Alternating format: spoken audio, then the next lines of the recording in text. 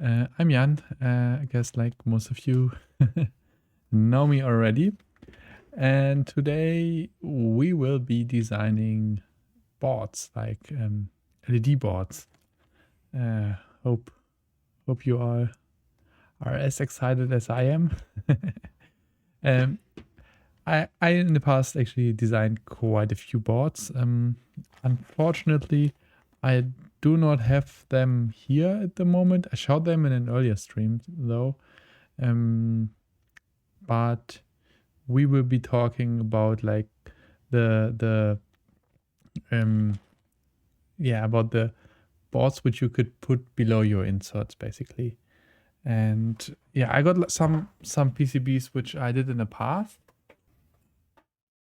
So yeah, like this is some basic PCB, which is which is basically not populated. So this is like the very basic thing. And we will be going over like multiple steps, right? So first step will be to do like a schematic. So do like the electrical drawing of what we want to achieve. Second thing will be we will lay out like the board. So where the wires will be, which packages our components will have, and so on, and the outline of this board and so on. And third step will be then to kind of like assemble the PCB. So for example, put the components, hard to see now here, but here you can see some components on top of the board, right? So here are some WS2812 LEDs on top. And yeah, how do we get them on top of the board? And then, yeah, how do we order the stuff, and how do we get the stuff basically shipped to us from China? So the goal should be at the end to have this board ready and shipped to us. So that's the goal for today, to have to get this basically to get this done. So yeah, it's cool to have you all here. Thanks to Mike. He provided some drawings to me. So I made some boards in the past, and I think I showed them also. I actually couldn't find it today, but it has to be somewhere in my mess here. And I fabbed them in China. I got them assembled, and they work pretty well. And I recently did a few more for an upcoming project which will be announced at TPF. So I cannot show it now because it says what it is, and it will be a big surprise. At least I hope it will be a big surprise. And right. So that will be TPF. But we are basically getting those questions again and again, and people are building boards, or they are afraid to build boards and so on. But so like if you look at this, like 10 years ago, this process, what I just described, get the schematic done, do the layout, pick the components, and then basically, then have it assembled like in a really fast fashion. So that actually works in like 2.5 to 3 weeks, roughly. So from sending the layout to getting the boards back. 10 years ago, that would have been almost impossible to get this done in like 3 weeks. That wouldn't have been possible basically at all, unless you already had the parts and planned in advance and so on. And it would have been like really, really expensive. So probably few $1,000 even for a few boards. And nowadays, it comes down to like maybe $50 or even less for 10 boards, or maybe 20 or 30 boards, depending on size. So that become really, really fast and really, really inexpensive. And we will like go through the whole process today. That's the goal. And yeah, welcome to everybody. Welcome to Autumn, and welcome to Base Sharon, Cobra. Nice to have you here. Mike, nice to have you too. And Trumpenchi, that's a nice name. Welcome. So yeah, we will go through it. If you got any question, let me know. I can hopefully answer. Oh, that's the light going into the camera. Now it looks better. Yeah, I can hopefully answer everything on the fly. I hope. Let's see, right? You always like you know better afterwards, but feel free to ask any question and I will try to answer them.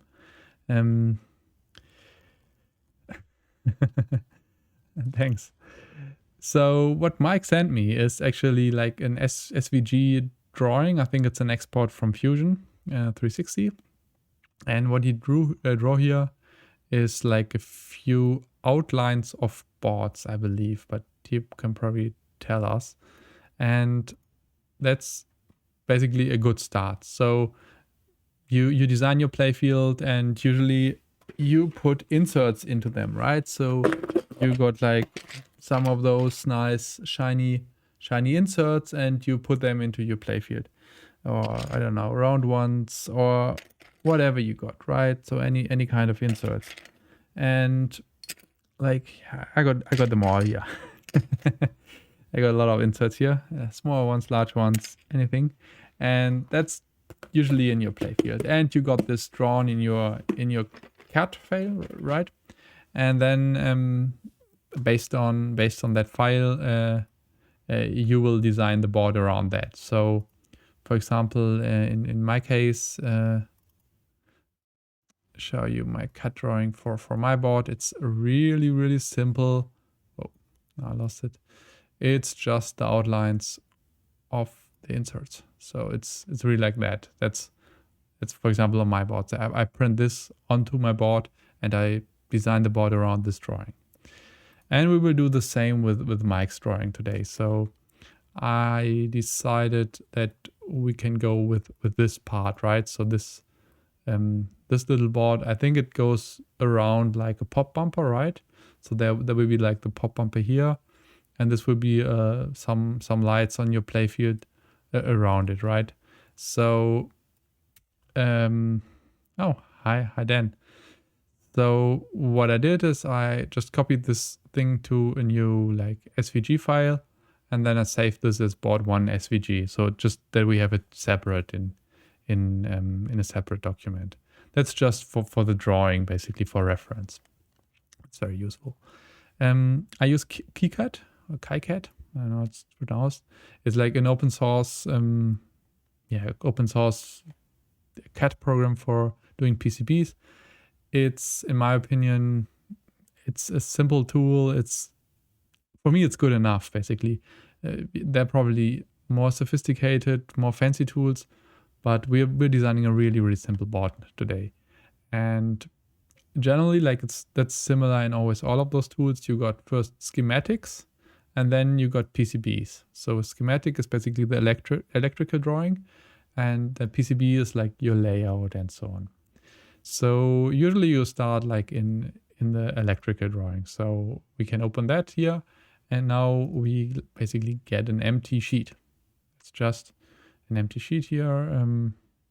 Let's do it like this. And I call that Mike KiCAD.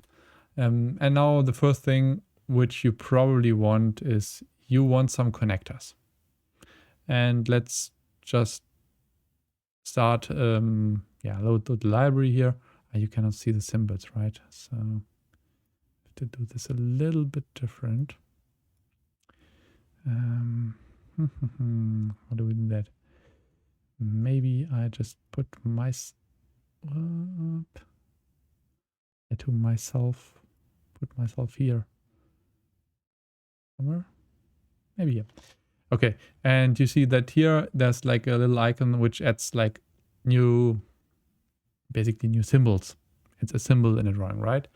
And what do we want here? So that's a library which is not everything, but the most common stuff. So we want like a connector, or like a generic connector. And let's go for generic three pin connector, right? We need power, we need signal, and we need ground for WS2812 or 11 for the serial LED. So we will design a board with serial LEDs today. And so I usually go with those connectors, but you can use different ones. You can also have a connector which goes in and out, but I personally prefer to have 3-pin connectors, partially because I can then use those pre-crimped servo wires, which is just 3 wires. They're super inexpensive, and you can get them in like a lot of different lengths. And in my opinion, it's really, really nice. If you do it like in a more production fashion way, I would go with the small Molex connectors, the 100mm Molex connectors. There are even like, or you can use JST connectors like Cobra uses, or different ones, right? So those are the typical connectors here. But in the symbol, in the drawing, right, it doesn't matter yet. So we just say it's a 3-pin connector, and we put that here, and we put a second one. Let's put it here. So we put 2 connectors here. And now you can, so let's just define one is like power, second is signal, and third is ground. And what you usually do is you build like kind of a net, and that's like this thing here. So what I could do now is I could now connect them. I could connect ground power from here to here, right? So, and now I got the same for ground, and then I have to connect it to every LED and so on. But this will get messy quickly, as you might imagine. So instead, what you typically, let's delete that.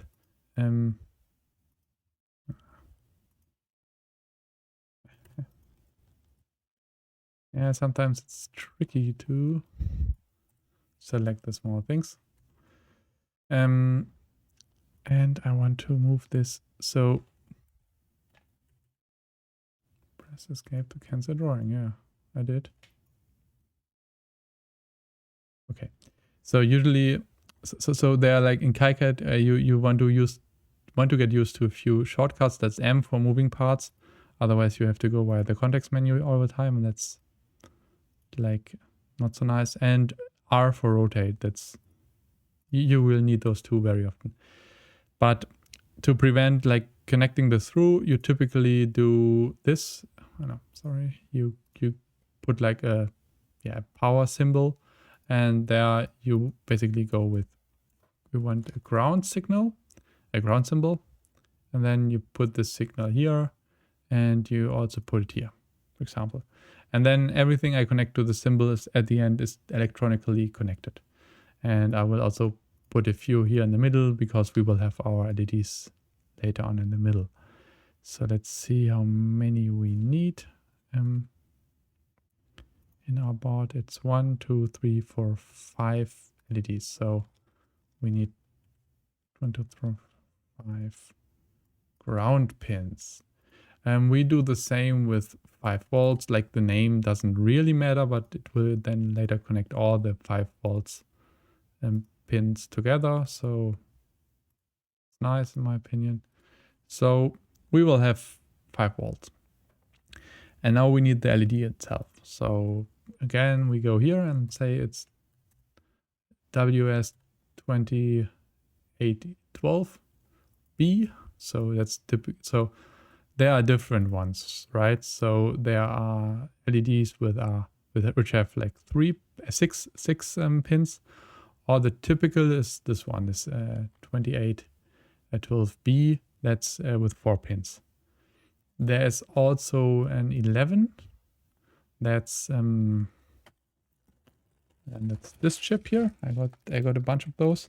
Those are like 50 of those chips, and that's what's used in those Christmas light kind of LEDs.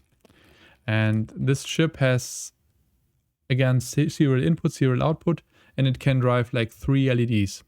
So you can use that chip to connect like 3 arbitrary LEDs if you want. So if you want to have different LEDs for any reason, so you want stronger LEDs, different voltages, infrared LEDs, whatever, that's possible with this chip.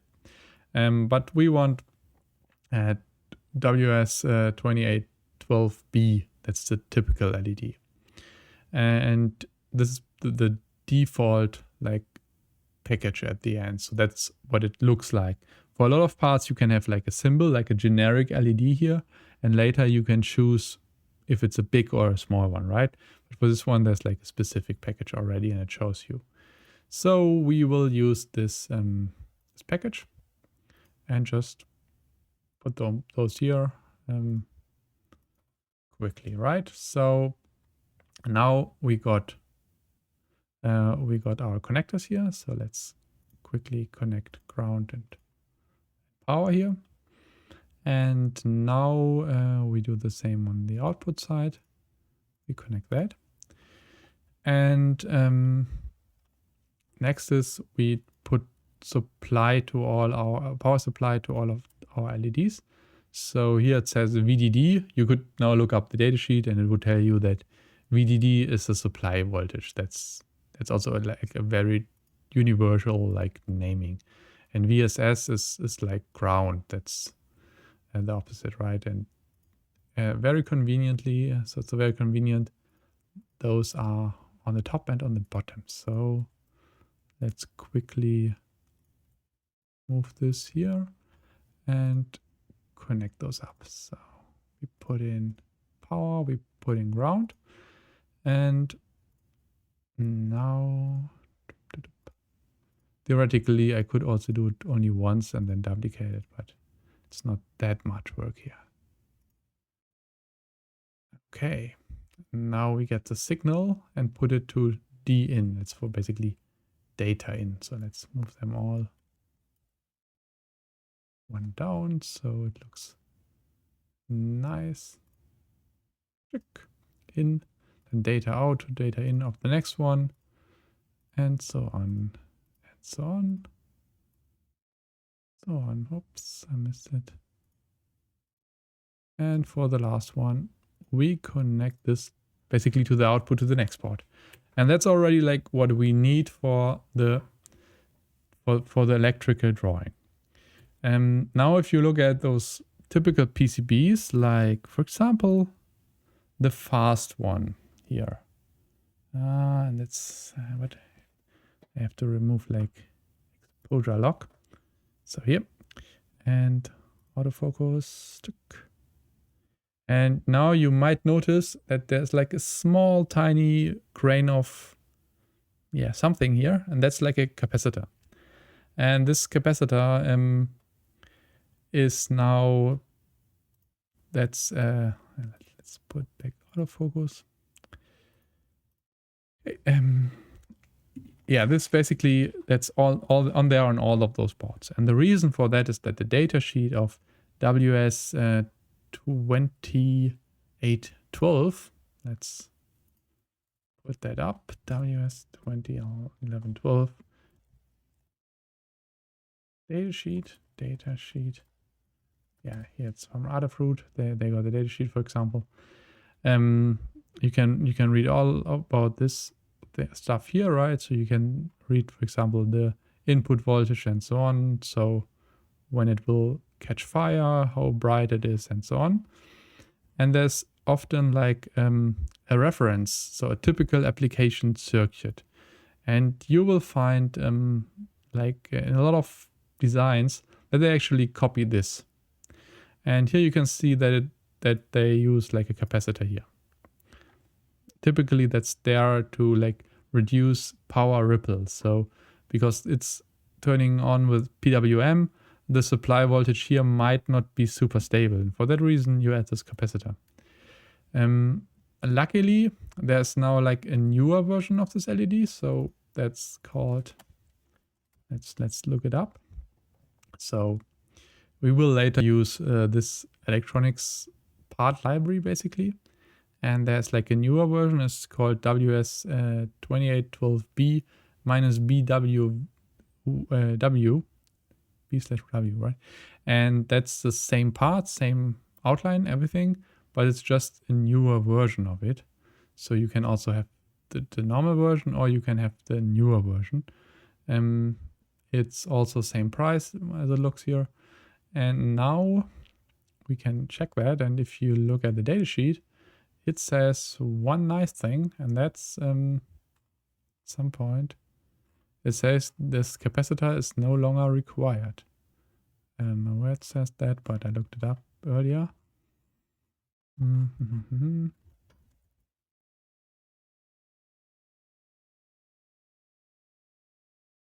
Yeah, right. No need for external electric components and even the capacitor, in kind of broken English, but that's what the data sheet states. So technically, we do not even need the capacitor anymore if we do not want it.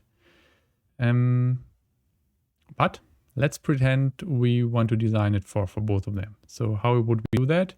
So we would go with a capacitor. That's very simple. It's C. It's capacitor. That's like the symbol for that. And now we just place like 5 of those capacitors. That's what you typically do. And I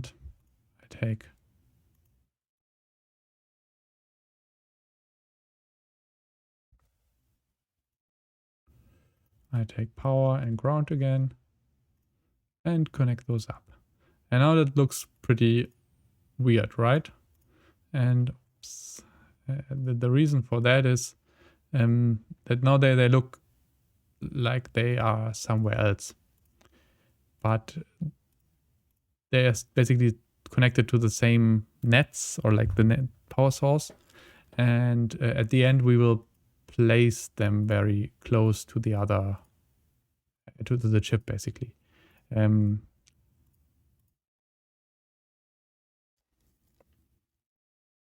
Would the cap hurt in any way for the newer WS2812W minus BW? No, it won't. And generally, this is very common to have those kind of capacitors next to any ICs. You often see that on boards. And the reason for that is to make the power supply more stable so that those chips won't brown out if something happens elsewhere. That's the reason for that. And for that reason, I even put them on my board with the new chip. But you can actually put them on here, have them on your layout, but then not populate them if you want. But you will see later how expensive those will be. So, and you will probably laugh about the price. It's really, really low. And for that reason, we will add them. So now we're done. So we're finally done now. So we could now do stuff like put the value here. That would be 104 nano, I think. That's what the data sheet said. It's 104 nano farad. That's for my reference here. And then it will print it next to the part. And that's often a nice thing.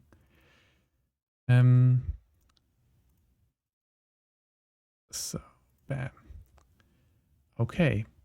So now you see that there's J question mark, D question mark, C question mark. And usually there would be C1, 2, and so on.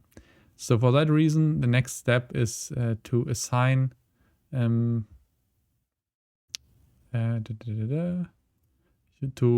assign those numbers. So you could manually assign those, or you use this nice annotate schematics symbol up here. And now I just press annotate and it's done. Now it's D1, 2, 3, 4, 5, and so on. And everything is annotated. We can save it. That's done. Now we are moving to the layout part. So we basically designed our board like electrically, and now we have to lay it out physically. And for that, the first thing you always should do is like perform electric rule checks. So that's that's a feature of almost any of those tools, and it can check if there are obvious errors, if something is not connected or something like that. So let's run it quickly, and it complains about two things, and that's basically that our power line, so 5 volts and ground, is not connected to any power source. And that's actually that's true. That's actually true because we didn't add like a battery symbol or something, right? It's just this connector. And for that reason, that error is okay. We can live with that.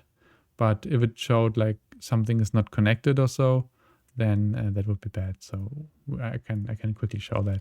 For example, let's just delete this wire here and run it again, and it will highlight that. Now it will say pin is not connected, and that's usually like a problem which you want to fix.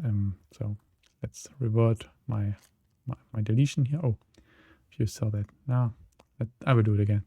So I deleted this wire, and now you run it, and it will now show that here those symbols, basically those pins, are not connected.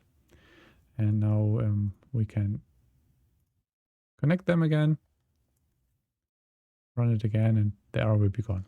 And it just now complains. Did you see it, or did I put it away? You can mirror symbols, so wires are going. Yeah, you're right. I can mirror this one, right? Mirror. No. Mirror horizontally. Yeah. So thanks. That definitely looks nicer. And I guess I could also like tell it that this is actually a power source. This pin is actually a power source. I don't know how that actually works, to be honest, but that's definitely something you can do to make it happy here. But we saw that this is basically valid, and the program is happy with us. And so next thing is we assign like the packages. And the packages means we tell the program how parts will look like. So for example, we could have like small LEDs or large LEDs, or small capacitors or large capacitors. And for that, there's like a button here that's run footprint assignment tool. And that will show me all my footprints here. And now I have to tell the program which footprint I want. And for those, for example, I want like a certain like size of SMD parts. So you could use like through-hole capacitors as well. You could use like different capacitors, right? And we can actually look like capacitors SMD, and now we can like filter capacitors with like similar number of connectors and so on. For capacitors, it's always 2. And now there's like a lot of different footprints. And what you typically want here is like this one is 0805. That's a typical SMD part. That's like the small, I think that's the one the size which Fast also uses. But there are different ones. That's something which you also like could look up in advance, but for now I would say we just use this one. So how would you look it up? Let's have a look. So here we could go into capacitors. We say we want multi-layer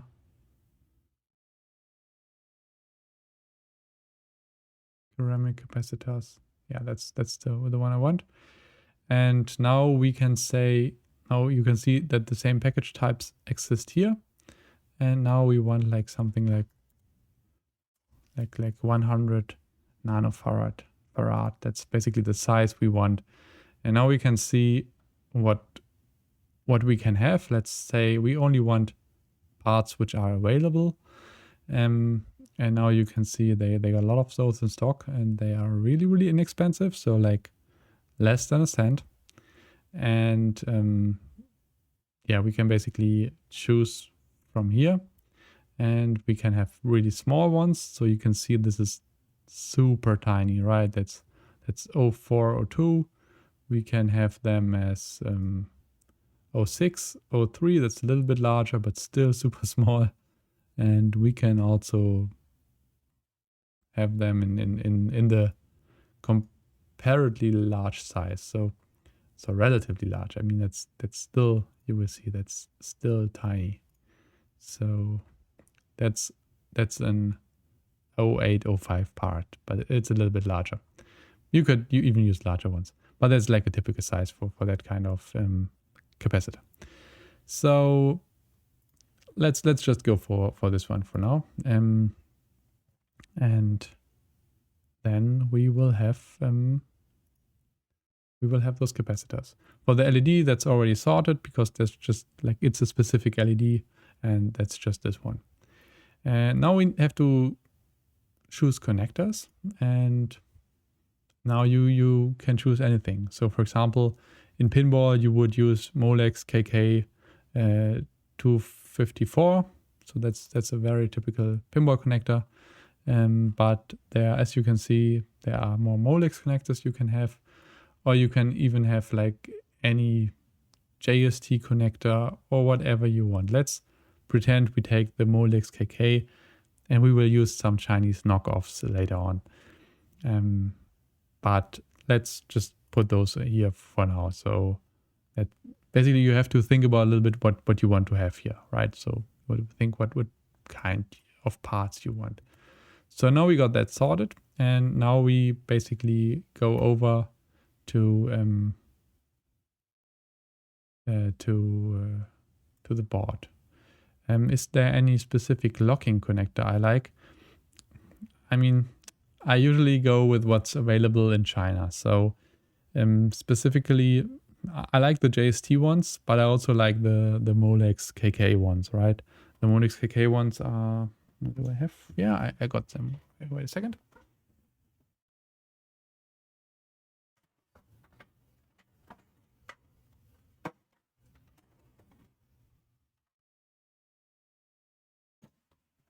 So let's have a look here. To focus. Bam. So we got like Molex KK. That looks kind of like those. So those are basically the small pinball, typical pinball connectors, which are used for switches on WPC, for example. Then you got, I think this is basically JST. It has those lips here.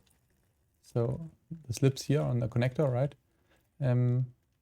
Those are the larger ones. So that's like for higher voltages, right? So like for 7 amps and more. That's what you use on coils. Cobra Pin uses those, for example. In WPC, they use the Molex KK as well. That's those with those smaller lips here. And I also got those here. I think that's JST again. So they got like some other lips.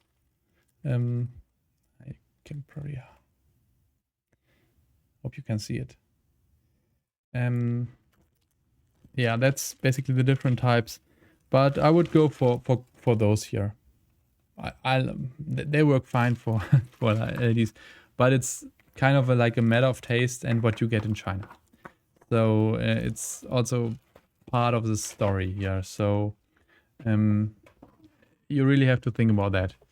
Yeah, like there are a lot of different ones which are compatible to the Molex KK 254 because like I think they're no longer patented, and so everybody can build kind of clones of those, or at least they do. I don't know. And that's what people do. So let's go on after the small camera fall, but I will hopefully hopefully it won't fall again. Yeah, so that's true. So Cobra is right. So you want to make sure that over those small connectors, the 100 mil connectors or 2.54 millimeter connectors, that you do not have like more than 1 amp of current. Above that, you will probably, I mean, they will like degrade over time. That's similar what you see on the WPC connectors, which turn black after a few years. That's what happens if you go over the rated current. And for the larger ones, like the 156 mil or 3.96 millimeter Molex connectors, it's like 7 amps, 5 to 7 amps per pin. So that's a lot of current. And you have to think a little bit about this for the LEDs, because they run like a 50 milliamps per LED. So you get like 20 LEDs for 1 amp of current. So if you want to chain more than 1 amp, you either need 2 pins for ground and for power, right? Or you need larger connectors. So it's like a trade-off. And yeah, so that's what it usually is. That's a trade-off. And now let's jump into the layout, right? So here we got our PCB, and first we import the graphics file from Mike, and that's where do I have it? I got it here. PCBs. And that's basically what we exported. And we put this on. So now you have different layers here. F and B, those are front and back. So normally your PCB has 2 layers, front and back layer, and those are copper. That's what you get at most, even you get this at all manufacturers. I haven't seen like single layer boards for a long time. So you get 2 layers for basically for free, so you can use them. And we got adhesive, that's adhesive, obviously not used very often. Paste, that's for soldering stuff. And you got silk screen, that's the nice white stuff here, which is printed on top of the board and on bottom. So usually you can print on both sides, and that's what we will use here, right? So we will put this graphic, so we actually print the graphics on the board. I think that's nice. So let's have this outline here. And now we basically got a drawing, and that's already like on the board. And the first thing you have to do is to decide on like the outline of your actual board. So now we have to basically draw that, and we draw that on the layer which is called edge cuts.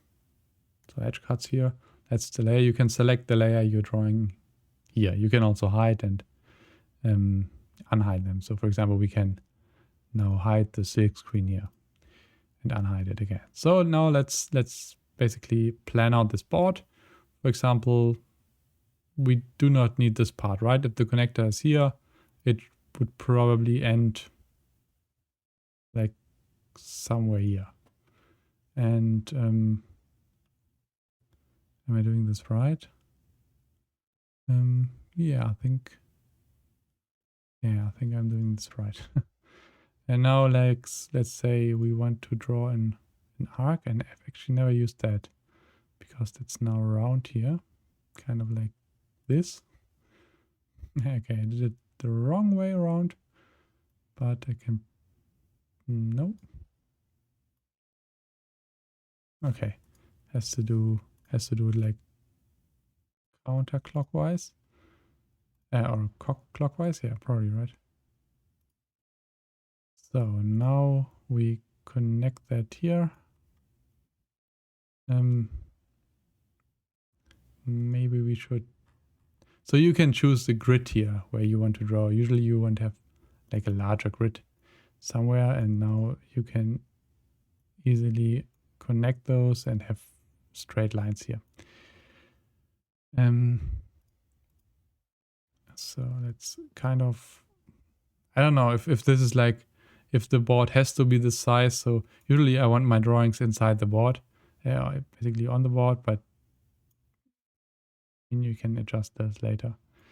So let's duplicate this one and just put this one here and this one, I don't know, here.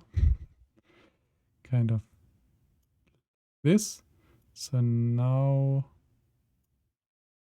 we got some outline here, and we also, that won't work, right? We want the connector as well. So well, let's do it like this. Let's make it straight for the last pass. It's not nice yet, right? And now we can already like press Alt 3 and that renders our board. And that basically is what it would look now if you would produce this board. So this would be printed on it. So I kind of made the outline. We can change it later, right? But that is what the board would look like if it was green, right? On the bottom there's nothing, and here we got this nice print. So that's already what we have. Yeah, ship it right. Do you know if online prototype PCB producers put any sort of limitations on grid sizes? No, that's totally a help for you. So you can make it any way you want, right? There might be limitations on how close holes might be, or how close like different wires might be on your PCB or tracks. But besides that, there are very few limitations. I mean, and even those limitations, they are really, really small compared to the stuff we are doing today. So that's not a problem. You can also draw outside KiCAD and import into the edge layer. Yeah, that's true. So I could theoretically use this layer, right? So yeah, you're right. That's actually not a bad idea. Let's delete this one. But theoretically and practically, we could go into this Inkscape here and go with like delete this one, delete that, delete that, delete that, delete that, and now we save this as board 1 outline. Save it, and we can then, yeah, let's I just want to delete those.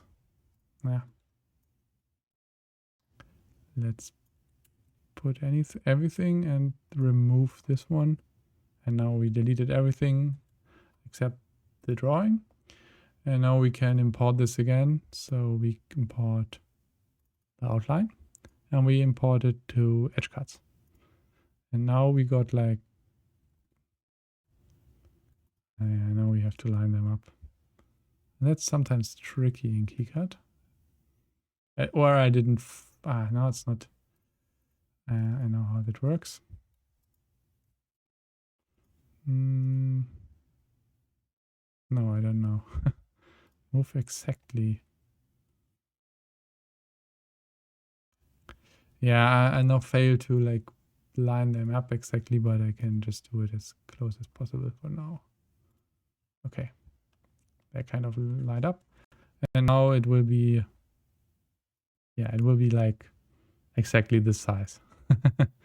So yeah, that's also like a way you can do that. So it's basically a drawing tool. And now like the important stuff comes in. So we import the parts from our schematic. And that's by pressing this button here. And yeah, sometimes it's important to read it if you update it, but in the beginning you just press update. And now you got all your parts here. And we can see that we got J1, that's the first connector. Let's put the input here, for example. We got J2, that's the output connector. And now I press R, right, to turn it around. I just put it here. And we got our LEDs. So for example, let's put LED T1. It matches, right? Kind of. So bam. D1. That's D2. D2, we put it here. D3, put that here. D4, we put it here. And now we put D5 up here. And we got those capacitors and we put them next to the LED. And usually you want to put them next to the power pin for a reason I will outline in a minute. So I will just do that. Yeah, basically the reason for that, oh, pressed the wrong button. And that the reason for that is that basically it should buffer like the 5 volts for this LED. And for that reason, it needs to be close to the pin. So it's a relatively small capacitor here, and this this capacitor needs to be close to have an effect basically. So we move this all around here. Yep. We can later move like the markings and so on. For example here, that would be probably better to rotate this one and put it here. So now we can look at the PCB again, and it looks like this. It's nicely rendered. We can probably also rotate those connectors some more. Probably have to, I actually don't know how to rotate them, but I can probably edit them and use other rotation. What would it be? That's 90. Let's put it, I don't know, 120 or something.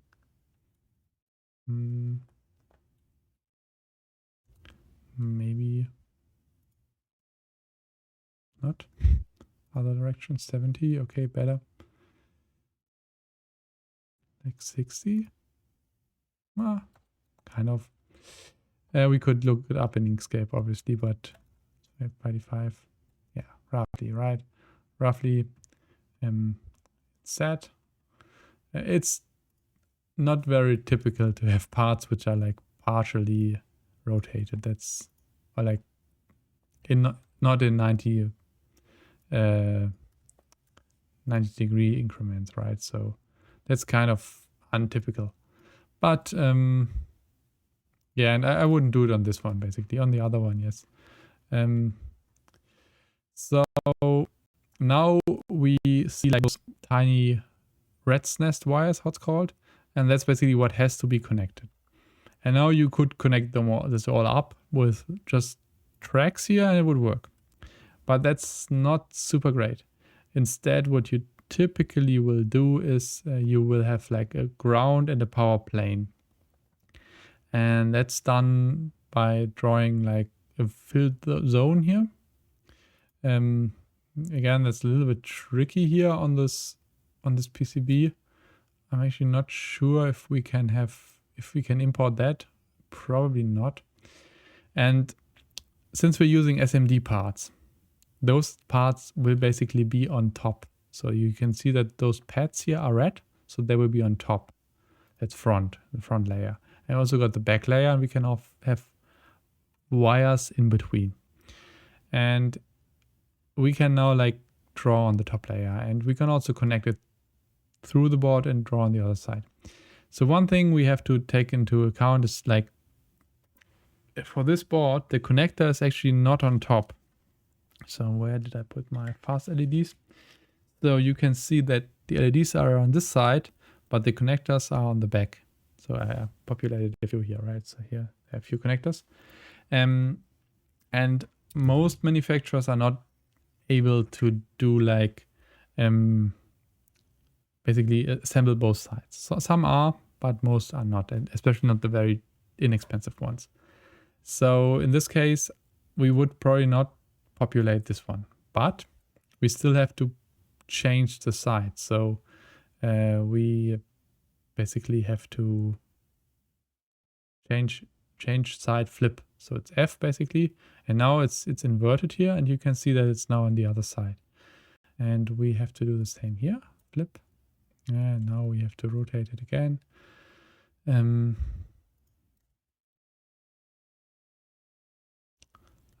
unfortunate. I wanted. Let's see. What did we have? 125. Let's go with 85 or something. No, not really. 65. Well, 75 probably. There we get it. No, wrong direction. Yeah, we had 55 before, right? Yeah, perfect. And the same here. Yeah, that's fine. But now you can see that the print is inverted here. And now you can see that actually, like, this is basically the drawing and the LEDs on this side. But the connectors now, like the silk screen for the connector and where it will be is on the other side. And that's what you want to do, for example, for light boards. So what we at the end, what we will be assembling is those LEDs and the capacitors. Now we need this fancy ground plane, and we want like so I decided to do ground on top, because I want to have this connected directly to the ground pin for like thermal reasons, so that it's cooling the LED via this ground plane. And I want to do like a 5-volt plane on the other side. So I have on the bottom I got 5 volts and on the top I got ground. And to do that we do like a filled zone here, and we just tell it it's on front and it's the net ground.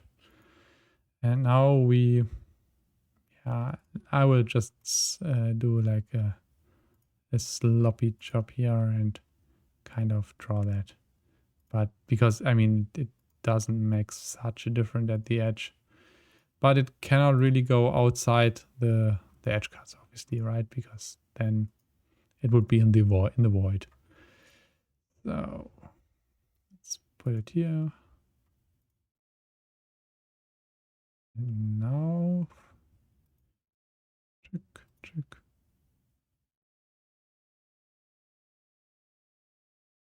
I think close outline. So now we got this nice outline, but you can still see that ground, the rat's nest, still exists. And to fix that, there are multiple ways. But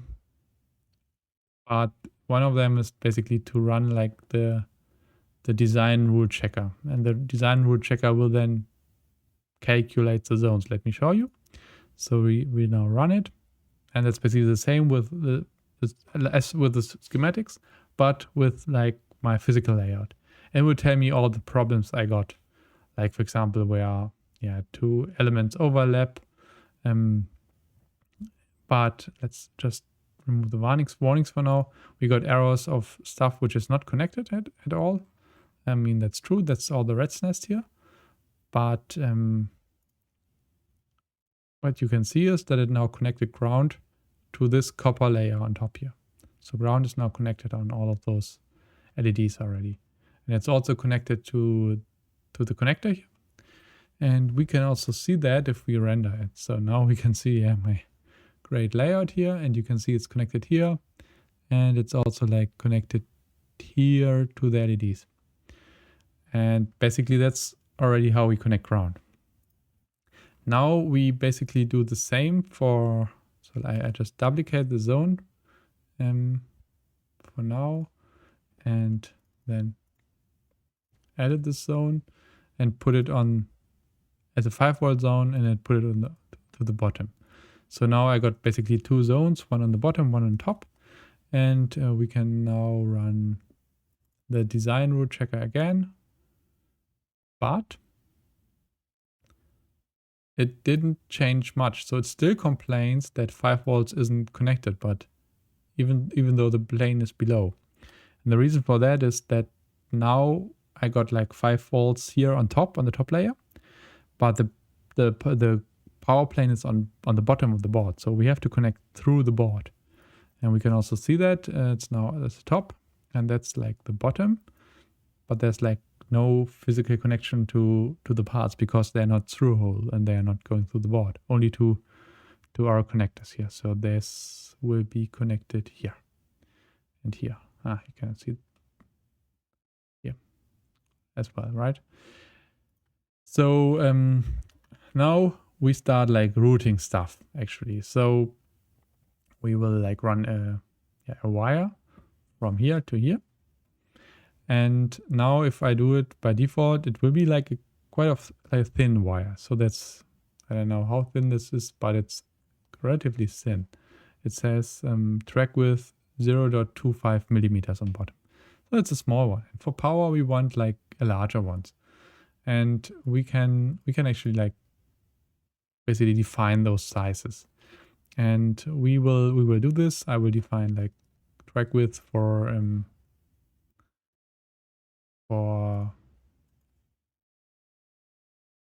I will do like, for example, 0.5 millimeters here, and do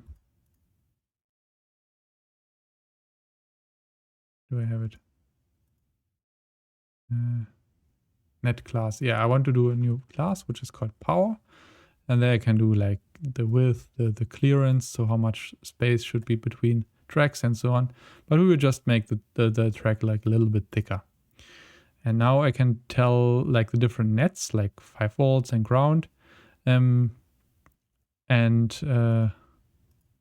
we just tell it that this is basically the power class, so that it will use like different or like thicker tracks, right? So put that, and now if we route 5 volt again, you can see it's a lot thicker. And now we're still on the top layer, and what we have to do now is we have to go down to the bottom layer, and that's done by adding a wire. And there's like a shortcut. I think it's slash. No, it's V. It's V. So if I place a wire here, bam, then it basically goes through the board to the other side. So now you can see that my wire is now blue, and I'm on the bottom layer, and I can just cancel that because I got like a power plane on the other side, and it also shows me that it's connected now here. So this way I connected like 5 volts from here to the other side. And this capacitor is kind of in between those two. That's what I want to achieve. And yeah, let's do the same. We start on top again. Let's go here, check. Let's go put a wire here, check, cancel it. And we do the same for all of our LEDs. Check, check, wire, check. And we start on top again. And we got this one already. Check, check. And check. Do it for LED 1 as well. Check. Okay. So now we got the capacitors like covered, and now we only need to route the signal. So Dan wanted to know, is there a guideline chart somewhere on what size track to use based on current? Yes, just Google that. There are like guidelines for depending on length and how thick your copper layer is and so on. So there are different parameters. We will see this a little bit later when we actually put this into the manufacturer's website. What the options are there. We will go with all the standards here, but generally like just make it thicker for power. For signals, it doesn't really matter. And I mean, I could make it a little bit thicker here, but it doesn't make sense to make it thicker than the pads are here on the parts. So that's kind of what it is here. And I mean, that's only like 50 milliamps for one part. So even the normal size would probably be fine, I guess. And you can set a pull back distance on the plane so it will keep copper away from the edge of the board. Yeah, that's okay, that's also cool. So you can I could basically also import it then, right? Can you put both ground and 5 volt planes on the top only to make the design easier and maybe cheaper? It's not cheaper to only have one layer. As far as I know, I don't know any manufacturer which supports it, but theoretically, yes, you can have 2 planes, you can have priorities between them and kind of stuff like that, but I honestly, I wouldn't do that. I mean, you can also have boards with 4 layers and so on, right? So you could even like route 5 volts here with like a very thick wire instead and have ground on top and have like a thick 5 volt wire around it here. So there are like a lot of different options to do that. Yeah, and like the last thing we have to do here now is we have to route the signal, and it will basically tell us what to do. I can just, yeah, basically I can go, I mean, it's not the nicest routing here, but it will work. Bam, and it will basically keep distance here, depending on how much I configured. So you might want to like increase that if you don't trust your manufacturer, for example. But generally, like this should be fine, right? So now, yeah, now I got this routed. No, that doesn't look nice here. That's not how we're going to do it. Oh, that looks better.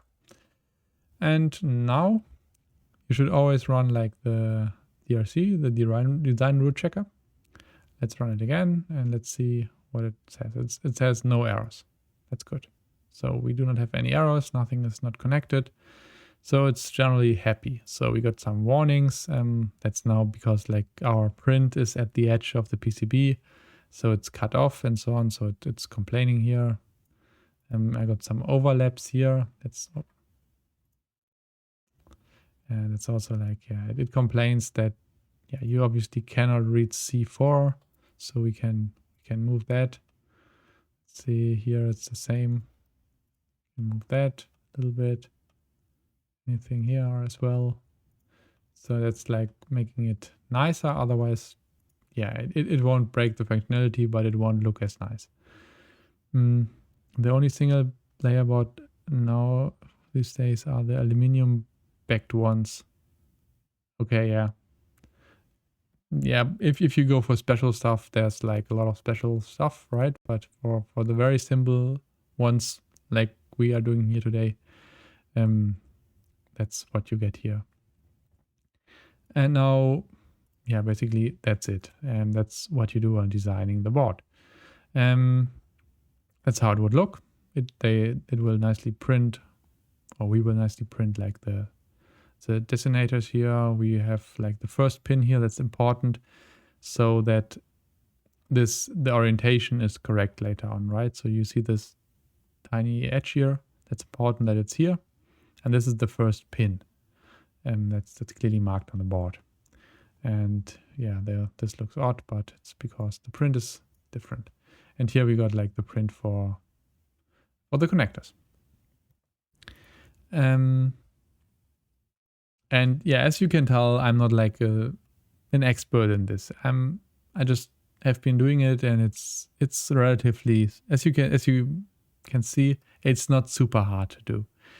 And now what we have to do next. So first thing, we can now produce the board if we want. So let's do that first. So we can see, let's see how that works. So you would do like fabrication outputs. I run Gerber files. I usually do like an output directory like version 1 or something. Oh, and let's put it into a new folder, version 1. Open. Yes. And the defaults are all fine for our purposes. So we just plot it. Basically, it draws Gerber files. That's what you use for production. It's basically one file per layer, one copper layer, front, back, silk screen, edge cards, and so on.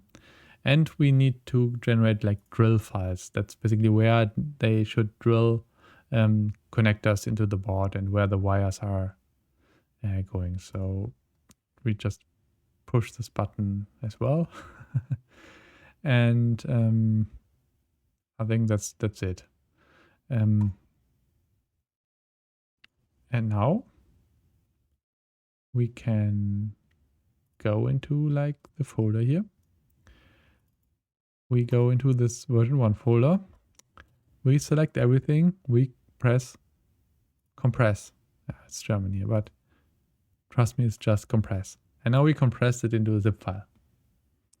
Sounds odd, but that's how it works in all of the manufacturers I know.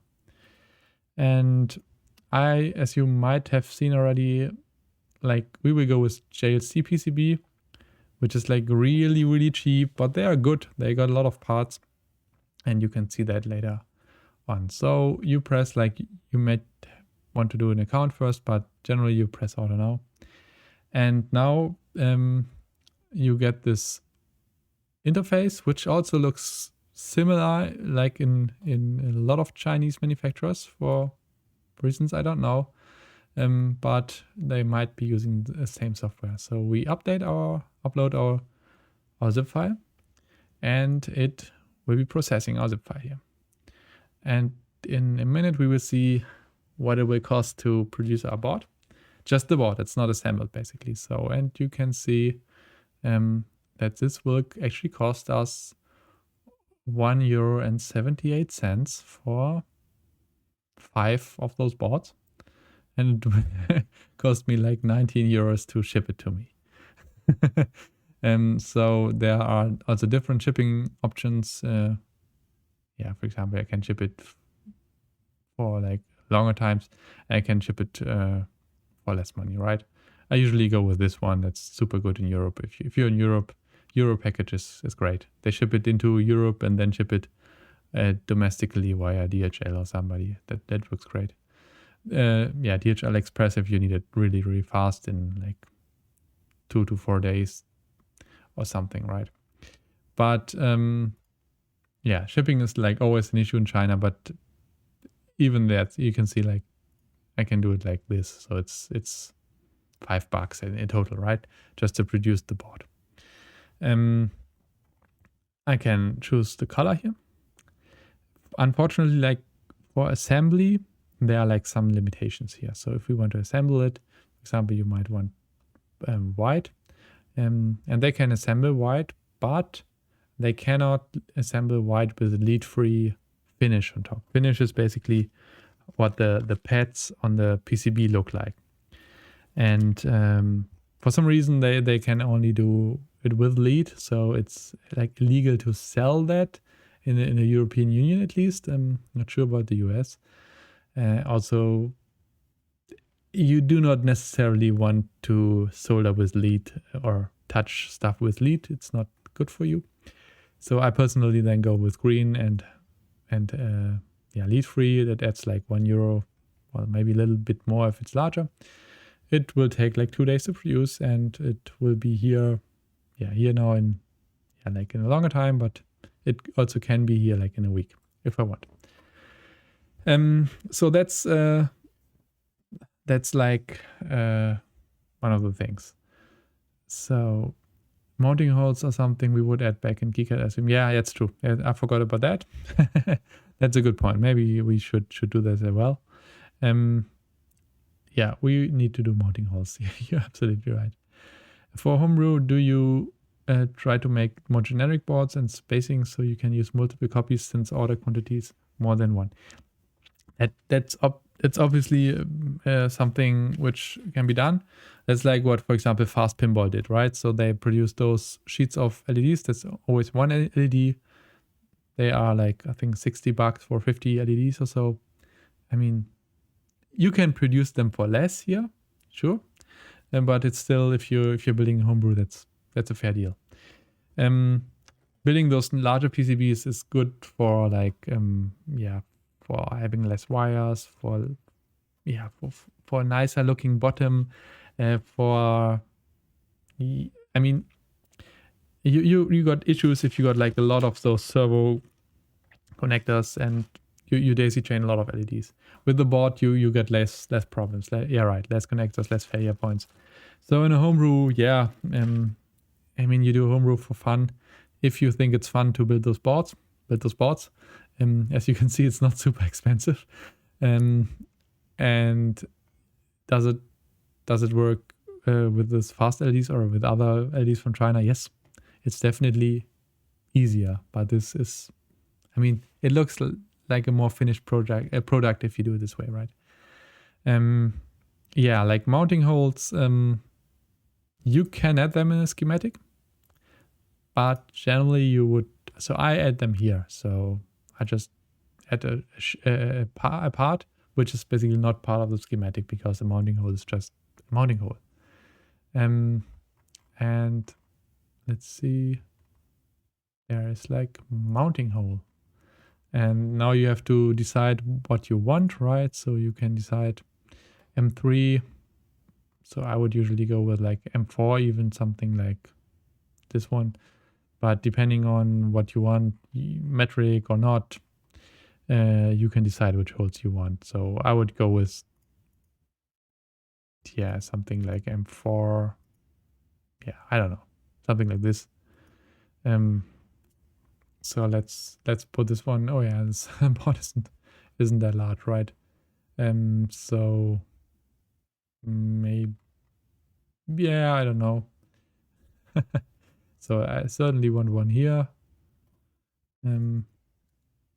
Oops. Clone it, have one here, and have one, I don't know.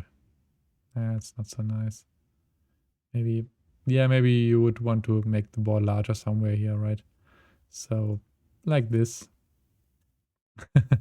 Yeah, I would also make it like a little bit larger here, because that would like, it would work this way. Let's just, for the purpose of this demonstration, I guess three mounting holes, that's okay. Let's run design check again, just that we didn't break anything. No, it's fine. It has some warnings, but no errors. So yeah, delete it again. And now we just export it again. Bam. And drill it again. So now we got that. So, any problems with the mounting holes going through the 5-volt plane? No, it will actually cut them off, as you can see here. So you can also see it here on the board. It actually cuts the power plane. So you cannot basically disconnect it, right? But generally it will do the right thing. And the same on the other side. So that works this way. And you can also have like mounting holes would have a ground ring around them. So sometimes if you want to connect ground, that might be a thing. So there are a lot of different parts for that. And this actually means that it's drilled. So yeah, now we got that. And so the next thing is now we want to assemble this, right? So we want JLCPCB to assemble this for us. So we need to tell them what our parts actually are. And as I told earlier, those connectors is something we cannot assemble there. So we probably want to solder them on our own because they are basically on the back and we can only assemble one side. We have to decide either the connectors or the LEDs. Or you could space your board and have the connectors on the bottom as well, right?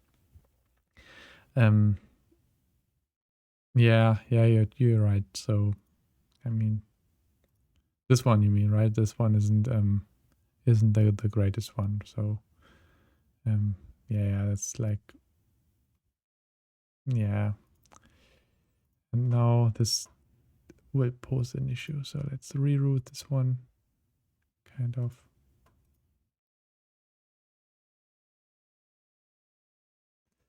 And yeah, right. So this is basically, so you could build this, but you can also polish it a little bit, or you should polish it a little bit before building this board. But generally, like, I'm pretty certain that it would also work this way. It's not perfect, but it will work. So now we prepared this one. And now we need to tell JLCPCB which parts we want. And here we actually got the capacitors and we got this nice LEDs. And this is done in the schematic, at least in KiCAD. So what you do is you added the part here and you add like a new field, which is LCSC. That's the name of the field. And the reason for that is that LCSC is the source where we're getting our parts. So, okay. Yeah, you see, Cobra is more firm with the tool than I am. There are a lot of nice key bindings in KiCAD. For example, slash will change the location, the direction of a wire. It's also very cool, in my opinion. I use that a lot. So you can if you connect something, let's remove this one for demo purposes. And now it will go like this, and I can press like slash, and it will alternate between those two. So that's also a key binding, which is cool. How are those parts to assemble ourselves? So SMD parts in general, you can do that, but it ain't fun in my opinion. So you can do like, you can get an SMD oven. There are do-it-yourself options for that, and you can put the solder paste on there on your own, put the parts on there and solder it. But at the end, the issue with that is if you buy those LEDs, that's already more expensive than having them assembled with your board. So at least at these quantities you're buying them. So if you buy, I don't know, if you buy 50,000 of them, okay, you can do it cheaper. But for a few, it's cheaper to assemble them than to buy them for reasons. And they are really great, as Jimmy said. They are great, really. It's a great shop. Love them. So now we have to find like the part number, and to do that, it's you go, it's like resources, SMD part library. And then you come to this page. It's similar to LCSC.com, but they got some additional ones. So I usually search here. So we search WS2812. Press enter. And we will see nothing. That's bad. It should give me some, right? I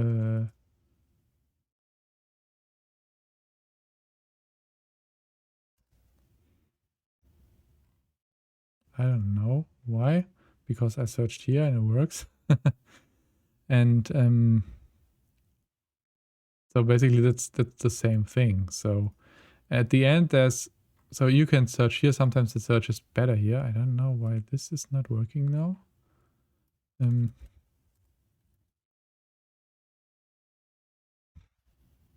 Interesting. But you search at either one of those places, and then there's like this number here, this the LCSC part number. It's often a good idea to like look into a certain category here, like LEDs, because then it gives you like those nice options. And now we find like a lot of parts here, and you often or usually want to press in stock. So JLCPCB will only assemble stuff which they have in stock, which is a lot of stuff, right? But the advantage of this that they actually start with that like right away. So yeah, that's what we will do in a minute. So if they have that, they can assemble that like tomorrow. If I know that from other manufacturers, if they don't have the part or they are getting that for you, it will take like 2 weeks just to source the part, or in other cases even weeks. And the reason why they are so fast is that they got this library. And this is basically on stock on their site or next to their site, and that's like super nice. And now we got like this, the traditional WS2812B, the one which needs the capacitor, or the B/W which doesn't need the capacitor. And yeah, we can now choose which one we want, right? So it's either this one or this one. This one looks a little bit different, but it doesn't need the capacitor. But we can also use like the original one, like this one. So we can decide basically. There are also other ones. There's 4020, so this is probably a little bit smaller. So that's like the SMD package. That's the package size. It's a 5050 LED. You can see roughly here that it's 5 by 5 millimeters. Or you can have this one that's smaller, right? It's 4 by 2 millimeters only. It's a smaller LED, but it has the same current, so same brightness. So I've never actually used them, but it might be nice too. There's like a 2020, so it's 2x2 millimeters. It's even smaller, but same brightness, at least according to the datasheet. And there's like a mini version that's, I don't know what that is, to be honest, but yeah, they're different ones. This looks like, I don't know, maybe knockoffs or something. It's a different part number here. But yeah, generally it's often wise to go with the simplest one. So we can, for example, take this one. We can search the part number. Why don't I get anything?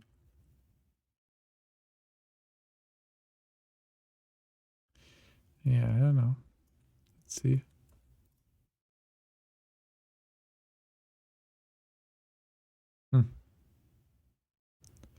Maybe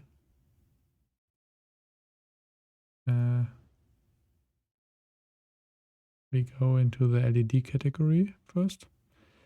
So I've done this recently and it worked and they got them on stock. So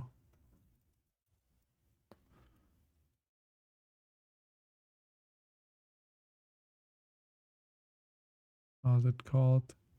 LED, light emitting products, optoelectronics. Light emitting diodes. So LEDs, yeah. And that looks weird.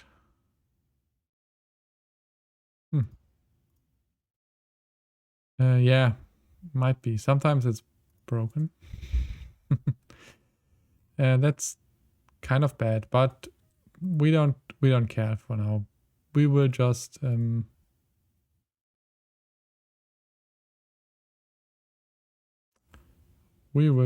use, which one do you want? The one with the capacitors or without? Let's go with the standard one, right? So let's do this one. And now we go into our schematic again, and we added the LEDs. Unfortunately, we have to add this in all of them. Maybe there's a trick to do it on multiple ones, but I didn't find it. Maybe Dan knows.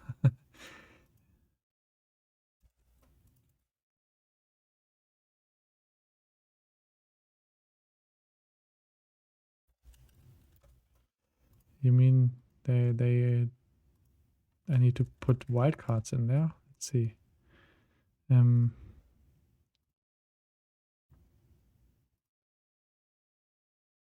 don't know.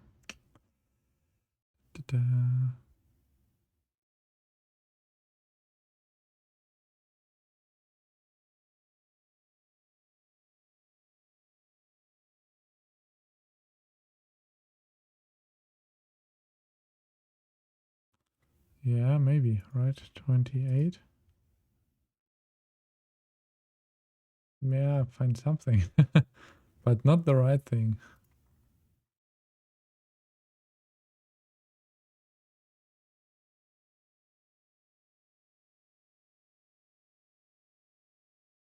Spreadsheet item on top.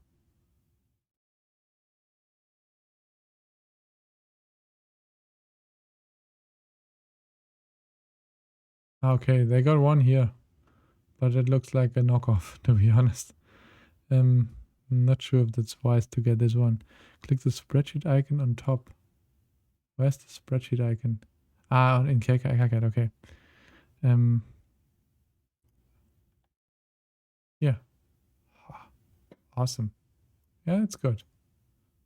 That's really nice. Thanks for that.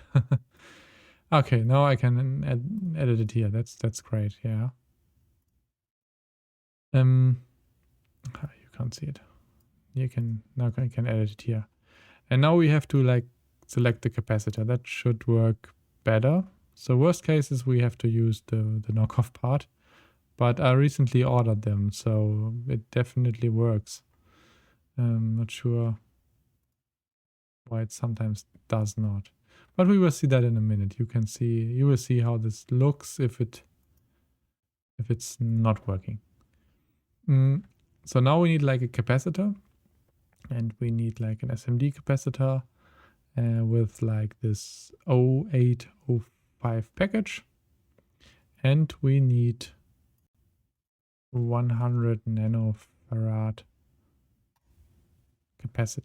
capacitance, right? We press apply, and now we only want parts in stock. And there's like this magic button that's called basic stock.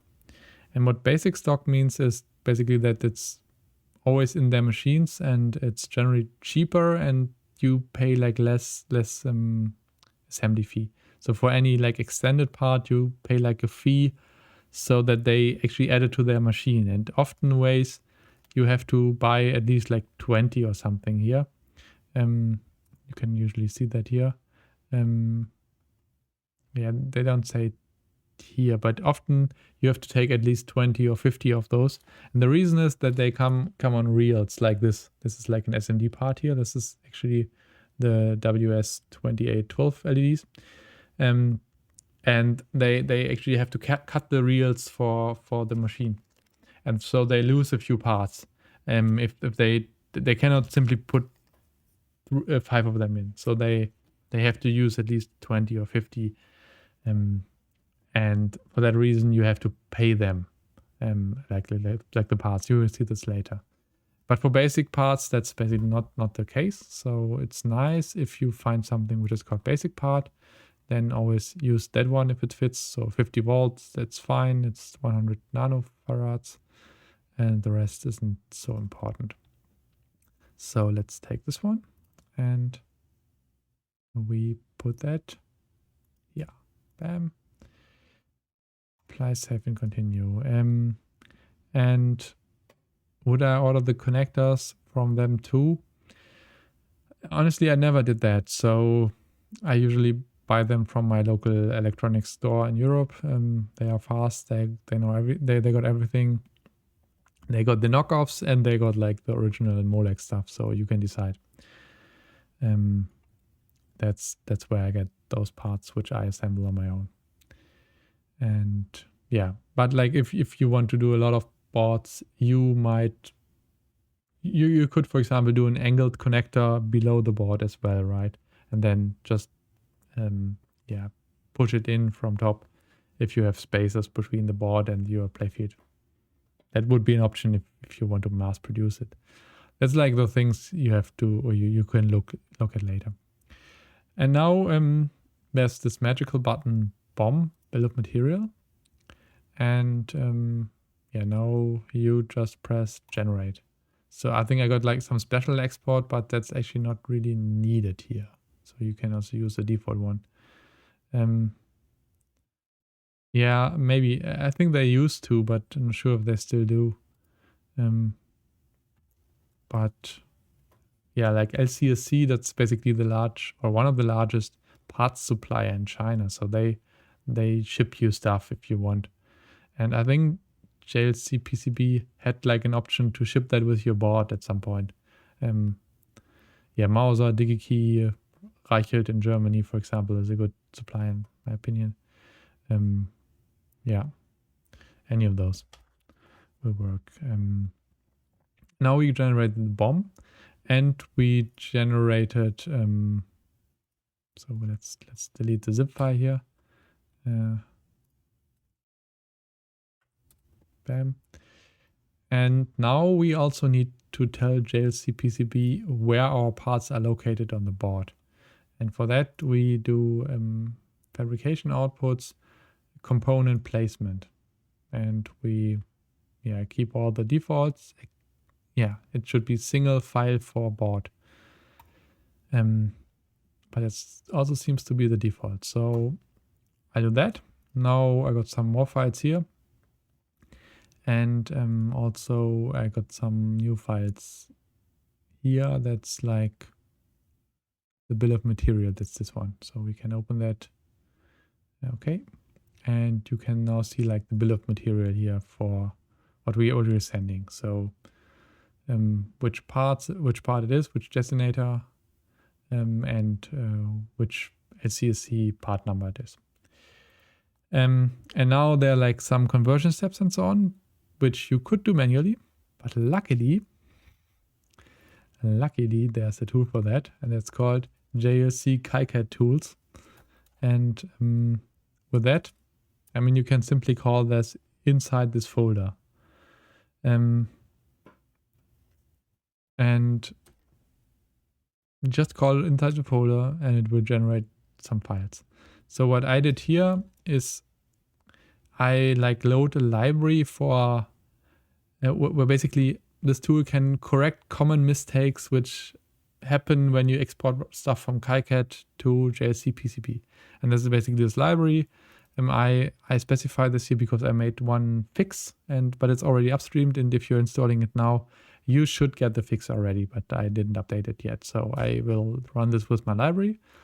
And what this does is it generates two files for you. That's this one, BOM JLC, and CPL JLC. So BOM is a similar file to before.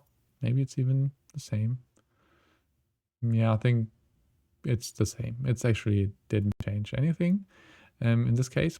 And then there's like this placement file here, and that's basically where we got a list where the part is and the rotation of the part, and if it's on bottom or top layer, and like the designator.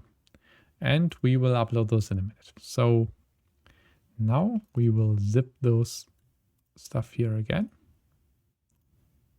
Compress, bam, we got a zip. Let's go into JLCPCB again. Let's do a new order because we changed the board again.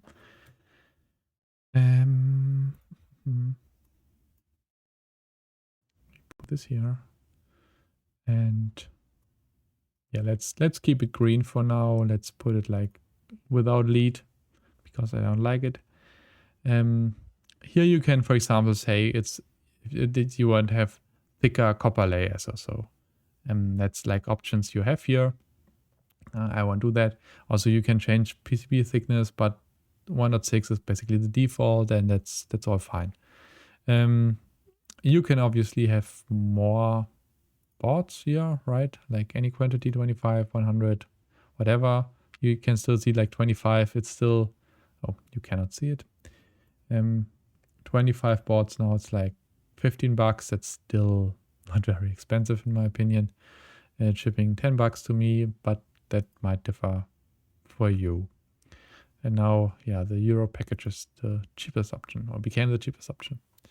And that's even super fast for me. So that's like usually like 3-4 days from China to me, sometimes 5 days, but they are quite fast. But let's say we want to do like 10 boards of this, or maybe 5. Let's go with 5. Doesn't really matter. We press assembly, and now you can see that we got some setup fee, $7. Stencil, that's basically what they need for putting a solder paste on there. If I can change it, can I change the currency to? Yeah, I can. To US dollar, yeah, and we can also have like USA. So save it, okay. And now you can now the prices make sense, right? $2 for the board, for the surface finish, $8 for assembly, $1.50 for stencil, and that's it. It takes now it takes then 72 hours for like the assembly and 2 to 3 days to produce the board. And shipping to the US is like, well, that's nice. $3, $4 here. Oh, that's actually cheap. And now we got like assembly. It asks us if I want to assemble top or bottom. We want to assemble this, right? So we want to assemble the LEDs. And I can choose 2 or 5 if I want to assemble less, but so it's probably almost the same price. Yeah, confirm that. And now I might have to log in, but yeah, I have to log in, but let's do it. Not an issue. I got an account.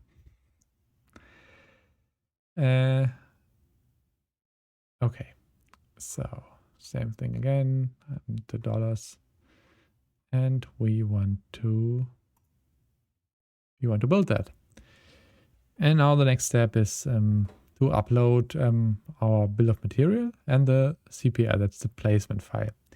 And that's luckily this nice Python tool just generated those two for me. So now I take like the CPI file here, bam. I take the BOM file here, bam. Oh. Yeah, I'm in the way all the time here. So I added both of them. I press next.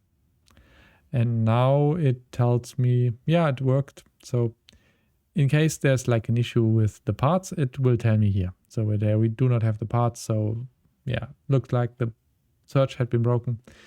But now I get like the BW B/W part. I'm not sure if did I add this one? Looks like. And you can see that there's like a question mark here. And the reason is like it requires like a minimal order of 5 and 1 extra piece for the assembly. And the reason for that is, as I told earlier, that they have to cut these reels with the LEDs, and they probably lose one of those while cutting it and adding it to their machine. So you have to basically pay for 26 instead of 25. I mean, that's okay if one is like 11 cents.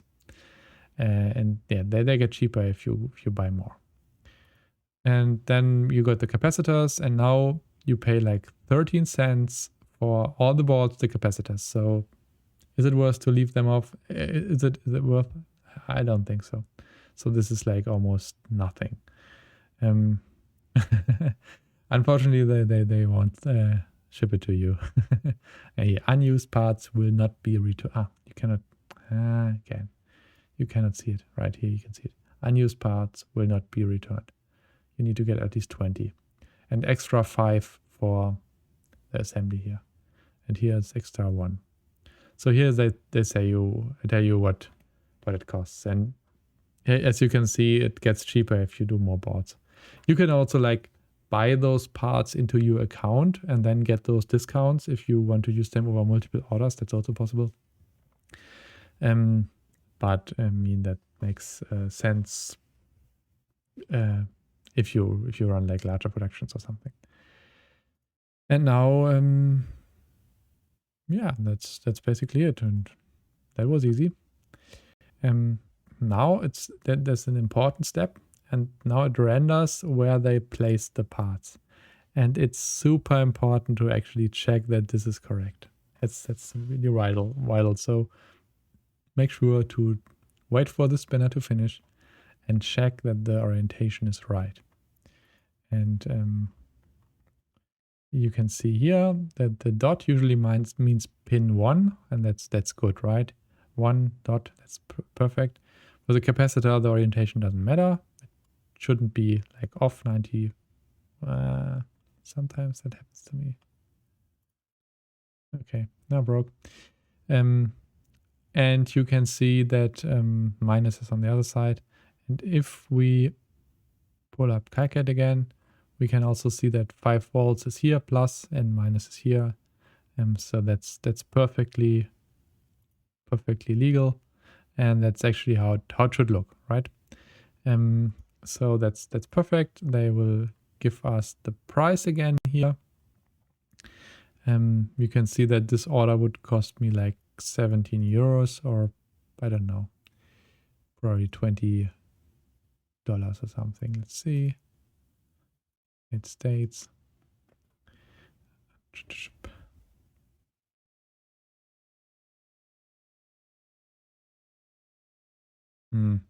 Have to do it again. It's not how it's supposed to be, but yeah, that's sometimes what happens if you reload. Okay, let's go through it again. Yep.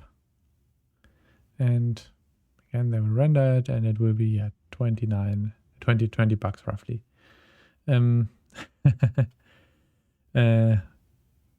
Yeah, now shipping will happen later basically, but it will be probably like 10 bucks for shipping or so. So you will be like 30 bucks.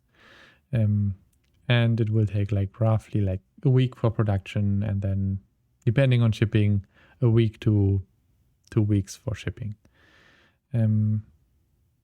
And basically now I can save it and I can buy it.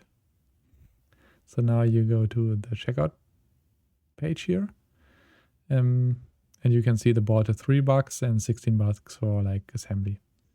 And yeah, if you assembled like less, it would be probably $10 here or so. So you might save a little bit on this, but yeah.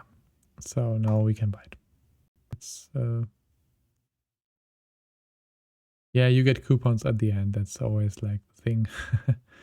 Yeah, they even like calculate taxes. That's, I mean, that looks bad, but it's actually great that they do that because you won't have problems with customs if you do that. So now, yeah, you could do my German address.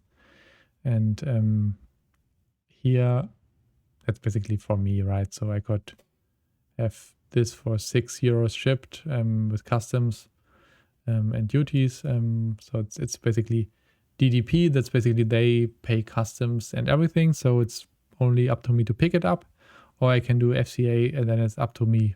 Customs is up to me. That becomes more important if you do like larger orders with like thousands of bucks. Then this might sometimes be an option, or even there's no DDP anymore. But here you can see what it costs. It's, yeah, that's like, yeah, $4, $5. And if I want to have it fast, $20. And now, yeah, I can buy it. That's basically it. You got some coupons. Yeah, that's right. It's a Chinese store and you always get coupons. That's important. I don't know where they are, but usually you get free assembly. So they void the $8 of assembly once per month, I think. So that's nice. So you probably will pay like $12 here instead of 20 or 13.52. So that will be the coupon here. And you get this nice board, and I'm certain that it will work. And I mean, that's so cheap. Just, I mean, it's 25 LEDs, right? 25 LEDs, it's roughly $1 per LED for like a small quantity board. So buying those boards from Fast is about the same price as those boards. I mean, if you use all 5. If you only use one, then yeah, it's 5 times the price. But still, it's not horrendous. It's nice. In my opinion, it's nice. Yeah, that's like how you can do serial LEDs. So yeah, basically that's my board. And there's basically for an arrow insert. Then I got like 3 LEDs which are on one board here, and that's like very similar to what I just told you. So this is basically the board, and yeah, very simple, right? Also got the same for the one, I think it's the 1-inch circle inserts, and those are very similar here. And there I got like 7 inserts. Yeah, I messed up the the text. It still says arrow and it's obviously a circle. But here I then also printed like the insert shape so that when you mount it, that you know what to expect. And this is how the board looks. And it has like a nice logo here. And it has like the incorrect arrow insert text. So yeah, I actually produced that this way. Not the best idea, but you're wiser afterwards. So I think I did like 35 of those because we had quite a few of those inserts. And here I also like added text for the connector, right? So that you know what to connect. So I like PCBs where it's written on the PCB what to connect and where to connect it. And yeah, it's the outline of an angled connector here because I wanted it to be compatible with like the fast connectors because we use a lot of those in our machine as well. So yeah, that's also a way. And I did it rectangular because you have to mount it obviously outside the insert, right? If you put it inside the insert, there's no wood to screw it down. So yeah, that's what we did.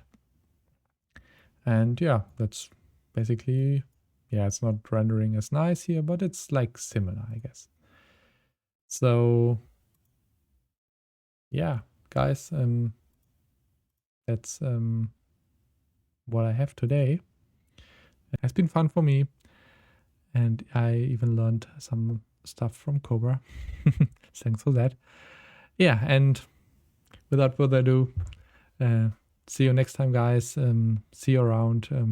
Unfortunately, I won't be at TPF, but my machine will be at TPF. So in case you will be at TPF, I will have something exciting there. So stay tuned for that.